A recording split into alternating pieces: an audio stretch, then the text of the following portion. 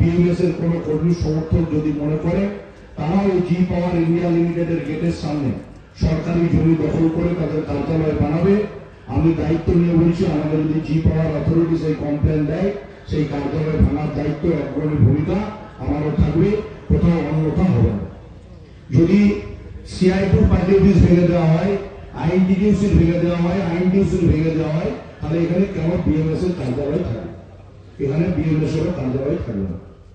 BMS কে যদি কার্যালয় নিতে হয়, ম্যানেজমেন্টের সাথে কথা বলে ম্যানেজমেন্টকে চিঠি দিয়ে তার লুকা স্ট্যান্ডি নিয়ে তাকে কলোনির ভেতরে যেভাবে অন্যান্য রাজনৈতিক দল তার শ্রমিক সংগঠনের কার্যালয় পেয়েছে, বিএমএস একইভাবে সেই কার্যালয় পাবে, সেখান থেকে ইউনিয়নের কাজকর্ম সম্পাদিত হবে।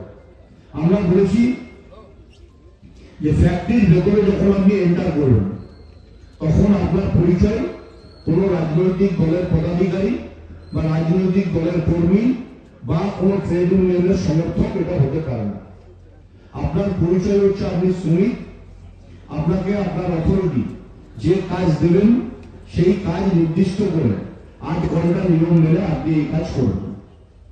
আর এই অথরিটিও তার দেখার দায়িত্ব যে আমার শ্রমিক ন্যায্য পাওনা, সম কাজের সম বেতন এবং তারা তাদের যা দাবি দেওয়া সেটা পেল কি পেল না, এর দেখার দায়িত্ব সম্পূর্ণ জি পাওয়ার ইন্ডিয়া লিমিটেডের অথরিটি। অন্ধকারে রেখে উপরে গিয়ে কথা বলা যাবে না, যেটা বালাজির ক্ষেত্রেও আপনি করেছিলেন, এবং সেই কথাই বলেছিলাম বালাজি ম্যানেজমেন্ট সরাসরি চলে গেছিল ওইখানে। তো এটা কি বার্তা দেবেন? আমি কথায় চলে যাওয়া ম্যানেজমেন্টকে, আমার দুর্গাপুরের প্রত্যেকটা ম্যানেজমেন্টকে এটা আমার বার্তা বলতে পারেন বিধায়ক হিসাবে, যে আপনারা বলেছিলেন ইন্ডাস্ট্রির গেটে কোনো রাজনৈতিক কার্যালয় থাকবে, আমরা তা রাখিনি, ভেঙে গুঁড়িয়ে দিচ্ছি। প্রমাণ জি পাওয়ার ইন্ডিয়া লিমিটেড। সিন্ডিকেটের অফিস থাকবে না, আমরা তা ভেঙে গুঁড়িয়ে দিচ্ছি। এবার এই ম্যানেজমেন্ট ওপরে গিয়ে আমাদের শ্রমিকদের বিরুদ্ধে অভিযোগ করছেন, শ্রমিকরা কাজ করছে। আমি বলি আমাদের শ্রমিকরা যথেষ্ট দক্ষ, তারা কাজ করেন, কাজের ওয়ার্ক কালচার নষ্ট করে দিয়েছিল আগের সরকার। তাদেরকে শুধু মিটিং মিছিলে নিয়ে যাওয়া হতো, গাড়ি ভর্তি করে কাজ করতে দেওয়া হতো। আমরা এই কাজের পরিবেশ, সুষ্ঠু সংস্কৃতি ফিরিয়ে নিয়ে এসেছি।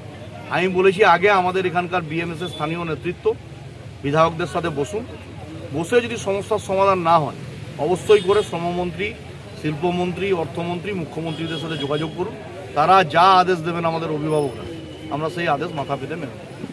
কিন্তু আপনি একই সংস্থায় একজন শ্রমিক কাজ করবে, সেখানে একজন সিনিয়র একজন জুনিয়র, সেখানে বলবেন সিনিয়রিটি জুনিয়রিটি দেখিয়ে আলাদা আলাদা পে স্কেল স্ট্রাকচার থাকবে, এটা কোনো সংস্থার নিয়ম নীতি হতে পারে। এটা সম কাজে সম বেতন ইমপ্লিমেন্ট করতে হবে। মোদিজি শ্রম কোড চালু করেছে, সেই কোড ইমপ্লিমেন্ট করতে হবে। প্রত্যেকটা শ্রমিককে পিএফিএসআই দিতে হবে, উপযুক্ত সেফটি সিকিউরিটি দিতে হবে, এবং তার সাথে 120 টাকার একটা এগ্রিমেন্ট করে তৃণমূলের নেতৃত্বের সাথে বসে কলকাতায় ঠান্ডা ঘরে, আর সেখানে চুক্তিবদ্ধ করেছেন এই দোলা সেন আর পূর্ণেন্দু বসু, এদের এই রক্তবীজ, যারা এক সময় এরা মার্কসিস্ট কমিউনিস্ট, এরা মাওবাদী ছিল। এই পূর্ণেন্দু বসু, দোলা সেনরা মাওবাদী থেকে সিপিএম থেকে চটি পাল্টে তারা আবার তৃণমূলের চটি পরে নিয়েছে। এরা কখনো শ্রমিকের প্রতিনিধি হতে পারে না। এই মাওবাদীরা, এই মাওয়িস্টরা শ্রমিকদের, মালিকদের সকলের অন্ন ছিনে খেয়েছে। এদেরকে প্রতিনিধিত্ব করতে দুর্গাপুরে আমরা দেবো না। এরা মাঝে মাঝে গর্ত থেকে বেরিয়ে ওই আরশোলা পার্টির মিছিলে গিয়ে ভাবছে যে বিরাট কিছু বিপ্লব করবে। আমরা এখনও কিছু করিনি। আমরা আমাদের শ্রমিকরা যাতে ন্যায্য অধিকার পায় তার দাবিতে আন্দোলন করি। আমরা কোথাও কার্যকর্তাদের উস্কে দিইনি। এখানে মীনাক্ষী মুখার্জিরা, আর যেমন কয়েনের এপিড মীনাক্ষী মুখার্জি, ওপিড দোলা সেন, দুজন একই পার্টির লোক, মাঝখানে শুধু তৃণমূলটা করেছে।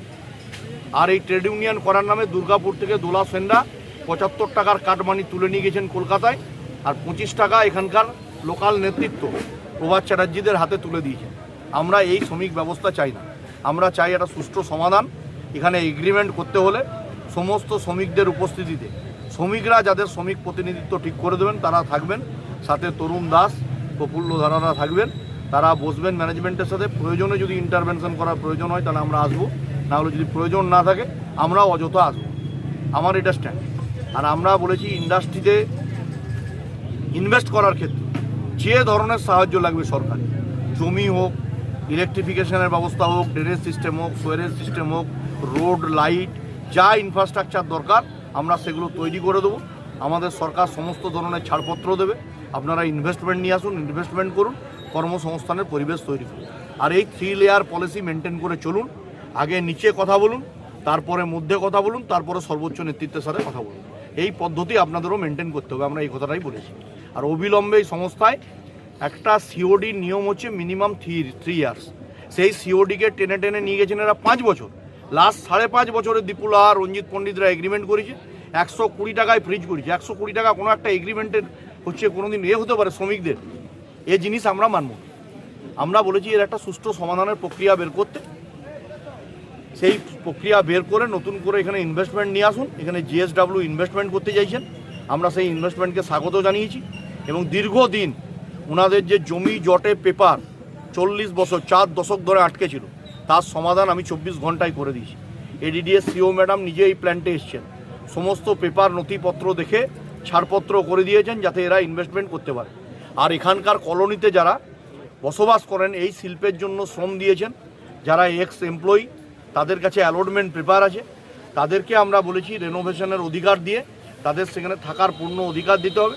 আর যদি উইদাউট অ্যালটমেন্ট কেউ থাকে, সেই কোয়ার্টার্স এডিডিকে সিজ করতে হবে। আরেকটা বিষয় হচ্ছে যে দুর্গাপুর মিউনিসিপ্যাল কর্পোরেশন থেকে আপনারা দুর্নীতিমুক্ত করার চেষ্টা করছেন, মানে